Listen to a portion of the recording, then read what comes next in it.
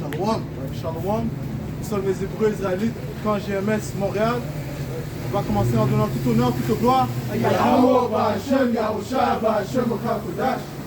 Tout l'honneur et respect aux apôtres de Greg Nostone et Shalom aux élus. Alright? Donc Yahweh Ba'Hashem Yahusha nous a assigné à apporter les prophéties. Okay? Le témoignage de Yahusha et l'esprit de prophétie comme mentionné dans le livre d'Apocalypse, le 19e chapitre. En fait, on va commencer avec le livre de 4 Esdras. 9 et 1. Il me répondit, prends-en la mesure en toi-même. Quand tu auras vu passer une partie des signes qui ont été prédits, tu comprendras alors que c'est le temps même où le Très-Haut commencera à visiter le monde qu'il a fait. That's right. So, comment est-ce qu'on mesure? On mesure les choses par les Écritures, okay? Par l'Esprit. Par l'Esprit de Yahweh Ba'Hashem Yahusha, okay? L'Esprit de prophétie. Okay? Le témoignage de Yahusha nous dit ce qui va se produire. Okay? Quand on va prendre Isaïe 42, parce que Yahusha, comme il est indiqué dans le livre d'Amos, le 3e chapitre, le 7e verset, il dit qu'il révèle ses secrets à ses prophètes. Okay? Et quels sont les secrets? Les prophéties. Alright? Donc, Yahweh Ba'Hashem Yahusha nous a donné une indication de ce qui va se produire. Ok? Isaïe 42 et 9.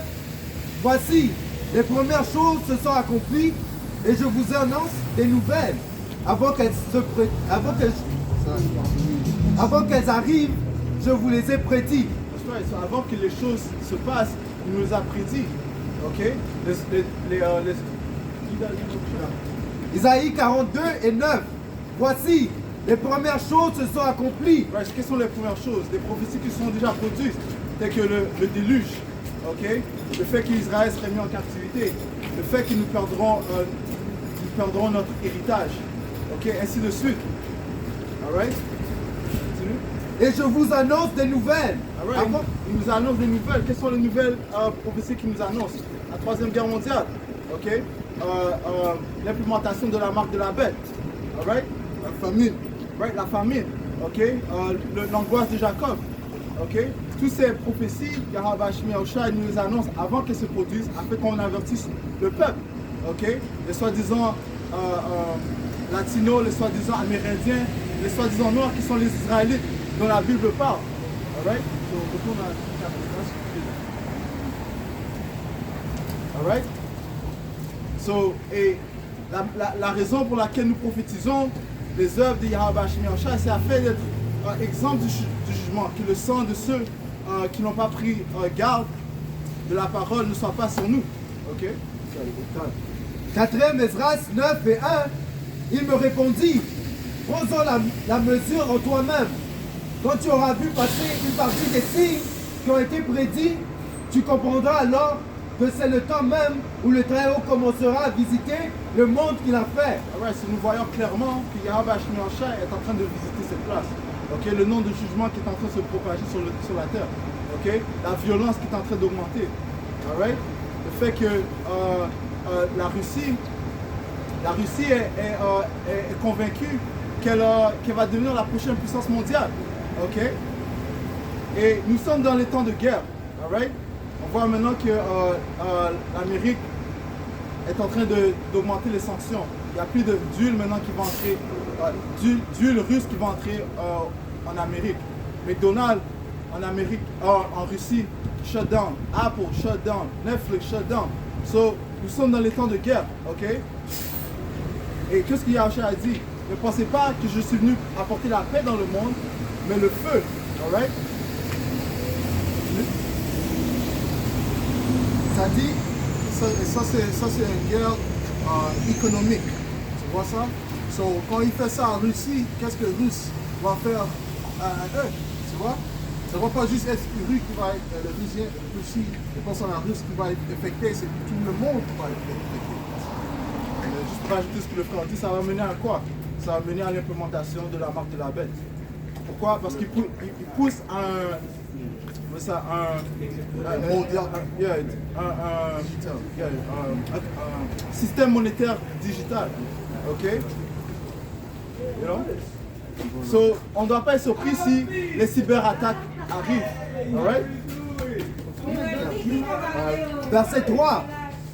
Quand dans le monde on verra les troubles dans les régions, le désordre des peuples, les machinations des nations, l'inconsistance des chefs, le désordre des princes, tu comprendras alors que le Très-Haut avait parlé de cela depuis le jour qu'ils furent auparavant.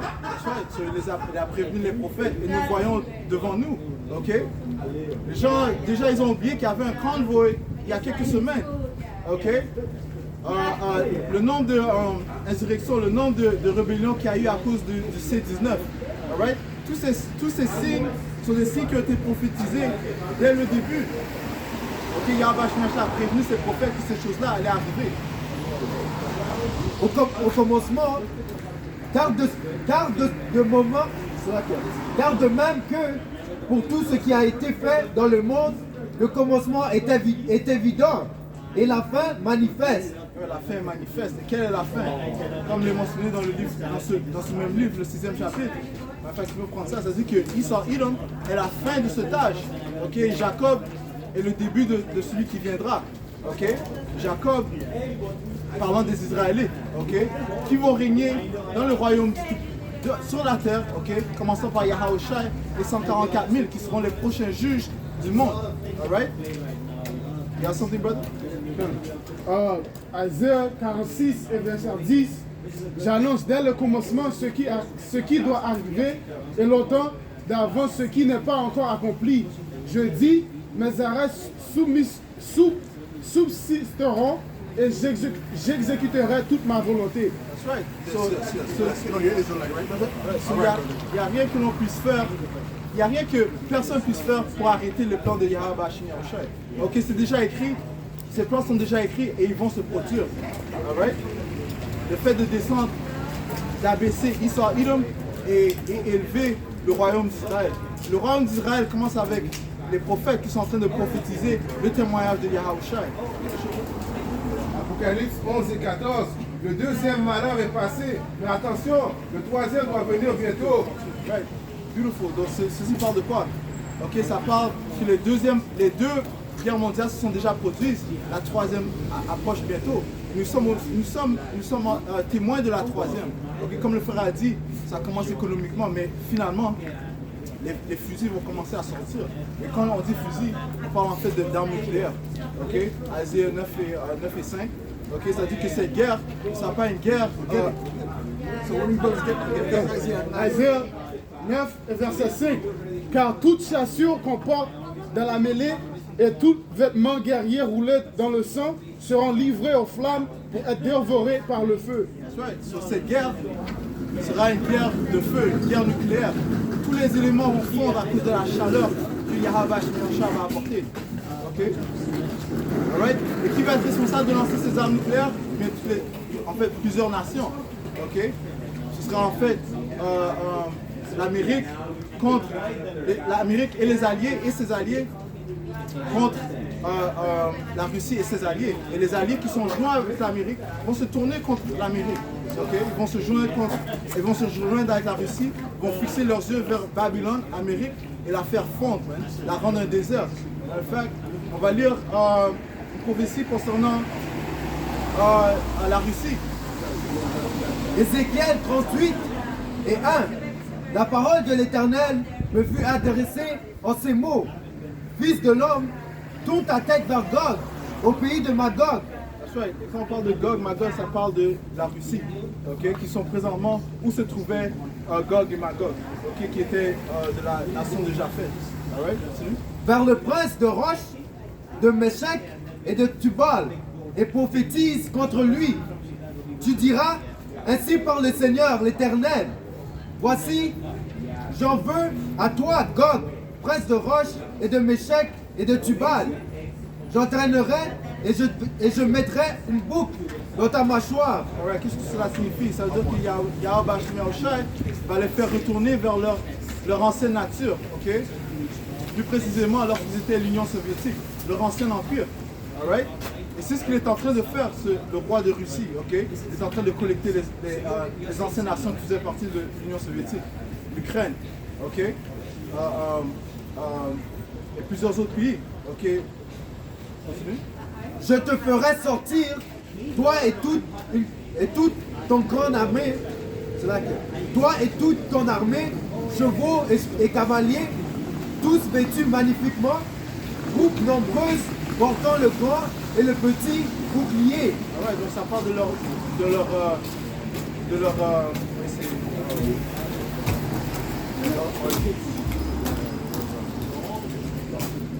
ça parle de leur arme, ok? Leur arme de guerrier, ok? Que ce soit leur tank, que ce soit leur ouais, leurs différentes machines de guerre, ok? Ainsi de suite. Toutes maniant l'épée, et avec eux ceux de Perse, d'Éthiopie et de Put, tout portant le bouclier et le casque. Ouais, ces deux nations vont se joindre à eux, ok? Certaines nations africaines, la Libye, l'Éthiopie, l'Iran, ok? L'Iran, bien sûr, va se joindre avec la Russie. Gomer et tous ses troupes, la maison de Togorma, à l'extrémité d'un septentrion, et tous ces troupes, peuples nombreux qui sont avec toi. Ouais, la Turquie. Les deux nations vont se joindre avec la Russie. Mais prépare-toi, tiens-toi prêt, toi et toute ta multitude assemblée autour de toi, sois leur chef. Soit leur chef, parce que la Russie est une grande puissance, c'est elle qui va en fait couvrir ces autres nations, ok? Pour la Troisième Guerre mondiale. Après bien des jours, tu seras leur tête. Dans la suite des années, tu marcheras contre les pays dont les habitants échappés à l'épée auront été rassemblés dans plusieurs peuples sur les montagnes d'Israël, longtemps désertes. Verset 9, tu monteras, tu t'avanceras comme une tempête, tu seras comme une nuée qui va couvrir le pays, toi et toutes tes troupes et les nombreux peuples avec toi. Yeah, donc ils vont venir avec une grande force, ok? Comme on a dit avec leurs différents camions, ok, leurs tanks, ok? Mais principalement, ils vont utiliser les armes nucléaires, ok? Ainsi parle le Seigneur l'Éternel, en ce jour-là, tes pensées s'élèveront dans ton cœur et tu formeras un mauvais dessein. Et quel est ce mauvais dessein? Pesez le bouton, ok? Déclencher les armes nucléaires, ok? Mais qui en fait lui donne ces idées? C'est le tout-puissant Yahweh Bashim Yahushai. Okay? Dans le livre de Proverbes, ça te dit que la pensée du roi est dans les mains du Tout-Puissant. Matter of fact, vous pouvez cliquer dans Proverbs, in the book of Proverbs. Right? Verset 11, tu diras, je monterai contre un pays ouvert, je fonderai sur des hommes tranquilles. Right. Et quel est ce pays ouvert? Ça parle des Amériques. You got that? Okay, if you don't got it, read Proverbs 21. You got it? Proverbe 21 et verset 1. Proverbe 21, verset 1. Le cœur du roi est un courant d'eau de la main de l'Éternel. Il incline tout. Il incline partout où il veut. That's right. Sur le cœur du roi, ok, la pensée du roi, les pensées du roi sont dans les mains du Tout-Puissant. C'est lui qui décide qu'est-ce qu'il va faire. Puisque quoi? C'est Yahweh Bashim Yahushai qui règne dans le royaume des hommes. Ok, Daniel 4 et 17. Ok, ça aussi dit dans le deuxième chapitre de Daniel que c'est lui qui a établi les royaumes. Ok, ok. Donc, Verset Ézéchiel 38 et 10. Ainsi parle le Seigneur l'Éternel. En ce jour-là, tes pensées s'élèveront dans ton cœur et tu formeras des mauvais desseins. Tu diras, je monterai contre un pays ouvert. Je fonderai sur des hommes tranquilles, en sécurité, dans leur demeure, toutes dans des habitations sans murailles. ouais, ça parle de l'Amérique qui est en sécurité. Ok. Et c'est un pays sans murailles, puisqu'il n'y a pas de frontières qui protègent ou qui gardent les différents États. Ok. Tu prends le I-95 et tu peux te rendre d'un bout à l'autre. Ok, bien, continue. sans muraille et n'ayant ni verrou ni porte. J'irai faire du butin et me livrer au pillage, porter la main sur des ruines maintenant habitées, sur un peuple recueilli du milieu des nations, ayant des troupeaux et des propriétés, et occupant leurs lieux élevés du pays, occupant les lieux élevés du pays. Séba et Dédan, les marchands de Tersis et tous les lionceaux te diront, viens-tu pour faire du butin? Es-tu est-ce pour piller que tu as rassemblé ta multitude pour emporter de l'argent et de l'or, pour prendre des troupeaux et des biens, pour faire un grand butin? Right, so leur but c'est de ravager les États-Unis, ok, afin que eux ils deviennent la prochaine puissance mondiale. Alright? Et comme on a dit, les nations qui sont liées, qui sont alliées avec l'Amérique, vont dire que ça ne fait pas de sens de continuer avec l'Amérique. Ok? On voit déjà que le prix du gaz est en train d'augmenter. Ok? Les sanctions sont en train d'augmenter. Ça ne fait pas seulement mal à la Russie, ça fait mal aux autres nations qui achètent des ressources de la Russie. Alright? Donc finalement, ils vont dire que ça ne fait pas de sens de suivre l'Amérique. Ils vont se détourner de l'Amérique et fixer leurs yeux pour le mal contre l'Amérique et se joindre à la Russie.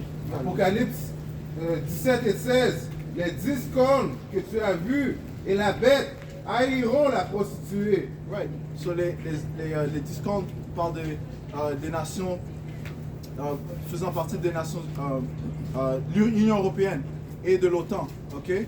Donc ils vont se détourner de l'Amérique et ils vont haïr l'Amérique. Okay? Elles la dépouilleront de tout ce qu'elle a. Elles la mettront à nu. Elles mangeront sa chair et détruiront ses restes par le feu. That's right. Et l'Amérique finalement deviendra un désert. Un désert sera okay? Deviendra un désert et sera ravagé complètement, okay? À cause du feu, des armes nucléaires. Obdias 1 et verset 7. Abdias 1 et verset 7, c'est là que tous les alliés t'ont chassé jusqu'à la frontière. Tes amis t'ont joué, t'ont donné, c'est là que t'ont dominé. Ceux qui mangeaient ton pain t'ont dressé des pièges et tu n'as pas su t'en apercevoir. That's right. So, ils vont surprendre l'Amérique lorsqu'ils vont se détacher d'elle. Okay? Des pays comme la France, des pays comme l'Allemagne, okay? Ils vont se détourner de l'Amérique et commencer à l'haïr. Okay? Jérémie 50 et verset 14. Rangez-vous en bataille autour de Babylone. Tous vous, archers, tirez contre elle. N'épargnez pas les flèches, car elle a péché contre l'Éternel. Right, puisque les péchés de l'Amérique sont graves, ok? Elles mènent jusqu'au ciel, ok? C'est pour cette raison que Yahweh Shemelsha va exécuter sa vengeance contre elle, ok? En apportant le feu, ok?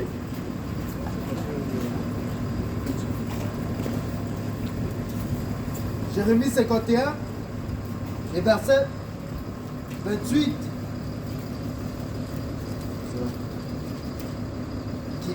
Jérémie 51 et 28. Mobilisez les nations contre elle, en guerre de Dieu.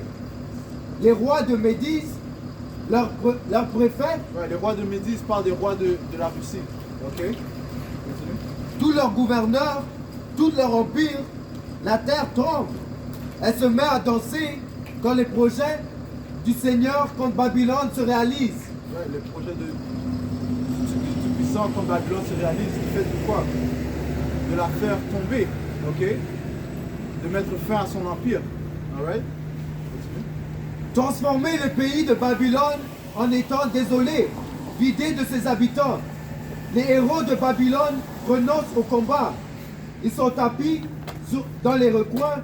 Leur force virile est à sec. Yeah, pourquoi? Parce qu'il a des femmes qui bataillent avec eux, il a des transformers qui transsexuels qui bataillent avec eux. Ok, so le Babylone c'est faible. Les Haïtiens c'est feeble, c'est faible. Ok, c'est pas un fort comme avant. Ok, comme le roule sur le Chine, you know? Maintenant, il fait un programme pour retourner la masculinité dans les hommes.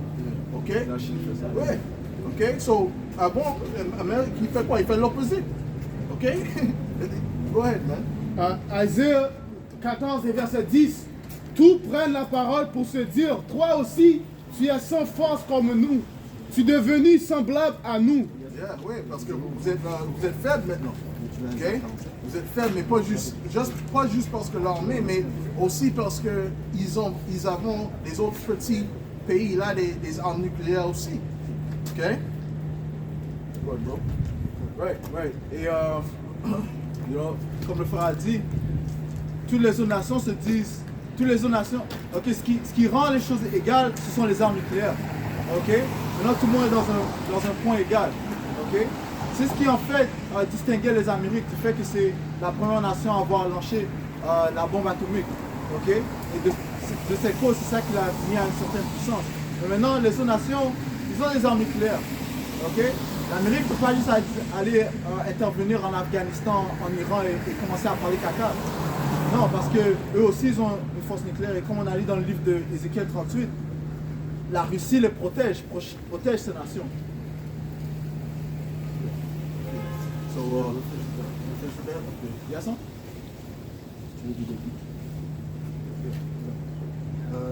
Isaïe 47 et 1. Descends et assis-toi dans la poussière, vierge, fille de Babylone. Assieds-toi à terre sans trône, fille des Chaldéens. Pourquoi il l'appelle vierge? Parce que les États-Unis n'ont jamais été touchés, man. Ok? Jamais été touchés par la guerre, man. Tous les autres, même l'Europe, le Britain, il sait qu'est-ce qui arrive avec la guerre. Ok? Guerre mondiale 1, 2, il a été touché. Mais les États-Unis n'ont jamais été touchés, man. Mais ça, maintenant, le troisième, il va être touché. Pire que les autres. Vas-y. On ne t'appellera plus délicate et voluptueuse. Prends les mules et mours de farine ou ton voile, relève les pans de ta robe, découvre tes jambes, traverse les fleuves. Right. Parce que Yahweh Shemel est en train de la mettre dans une confusion du fait que la vérité est en train de sortir. Ok? L'Amérique a été bâtie sur quoi? Le dos des Israélites. Ok? Elle a été fondée par le mensonge. Et une chose qui est bien, c'est que le roi de Russie, une autre chose, le roi de Russie est en train d'énumérer ces faits-là. Ok? Que le nombre d'Amérindiens qui ont été tués par les Canadiens, les Américains. Ok? Les esclaves noirs ont bâti l'Amérique, les Israélites. C'est là que les Israélites ont bâti l'Amérique. Ok? Merci. Yeah. Isaiah 33, verset 1. Malheur à toi qui ravage et qui n'a pas été ravagé, qui pile et qui n'a pas été pilé. Quand tu auras fini de ravager, tu seras ravagé. Quand tu auras achevé de piler, on te pilera. Oui, parce que l'Amérique s'est mise dans un sens de sécurité. Ok? Donc ils pensaient que jamais ils allaient recevoir une récompense. Ok? Mais comme il est indiqué dans le livre d'Ecclésiaste, à cause qu'une sentence n'est pas exécutée rapidement, ok, le cœur d'un homme continue de faire le mal. Ok? You know? Mais on ne peut pas échapper le jugement du Tout-Puissant Yahweh Bashim Yahushua. Ok? C'est pour ça que c'est bon ça. Le Tout-Puissant, il souffre, il endure. Ok? Il endure. Mais quand vient le temps du jugement, ça va être un jugement strict et dur. Alright? Verset 3, Isaïe 47 et 3, ta nudité sera découverte et ta honte sera vue. J'exercerai ma vengeance. That wasn't us, so don't look at us like that. That wasn't us. I knew Esau was going to feel like that. I knew he was going to go live in That wasn't us. Huh? C'est bon. C'est là. That was yours or no? No, it was mine. Esau did this picture. I knew Esau, no, that's the accuser. So it's kind of, at first I'm going to tell you don't even put it on you because Je n'appartiendrai personne. Notre Rédempteur, c'est celui qui s'appelle l'Éternel des armées. C'est le Saint d'Israël. Esau's done. His time is over. You know? Esau had his time, now his time is done. That's why he's mad. You know? Go ahead, man. Yeah. Read. Assieds-toi en silence et va dans les ténèbres, fille des Chaldeans. On ne t'appellera plus souveraine des royaumes. Parce qu'elle est en train d'être découverte par la vérité. La lumière est en train d'illuminer dans ce monde ténèbres. Okay? Qui est la lumière? Ça parle des prophètes qui possèdent le témoignage de Yahushua. All right? Ceux qui seront les autres qui n'ont pas. Ok? Verset 6. C'est comme Yahushua a dit, vous êtes la lumière dans le monde. Ok? Et une ville qui est mise sur une montagne, elle ne peut pas être cachée. Ok? On ne peut pas cacher la lumière. La lumière va toujours être plus forte que la noirceur. Verset 6. J'étais irrité comme mon peuple. J'avais profané mon héritage et je l'avais livré entre tes mains. Tu n'as pas eu pour eux de la compassion. Ouais, qui est son peuple? Les Israélites. Ok? Il n'a pas eu de compassion. Ok? Tu as durement apaisanti son joug sur les veillards. Tu disais, à toujours je serai souveraine. Tu n'as point mis dans ton esprit. Ouais, ça parle de quoi? Ça parle de son orgueil. Ok? Ne pas prendre en compte le tout-puissant Yahweh Bashim Yahushua. Tu n'as point songé que cela prendrait fin. Écoute maintenant ceci, voluptueuse, qui t'assit sur les assurances et qui a mis dans ton cœur, moi et rien que moi, je serai jamais veuve. C'est-à-dire que je ne serai jamais veuve et je ne serai jamais privé d'enfant. Ces deux choses t'arriveront subitement. Au même jour, la privation d'enfants et le veuvage, elles pondront en plein sur toi. Malgré la multitude de tes sortilèges, malgré le grand nombre de tes enchantements.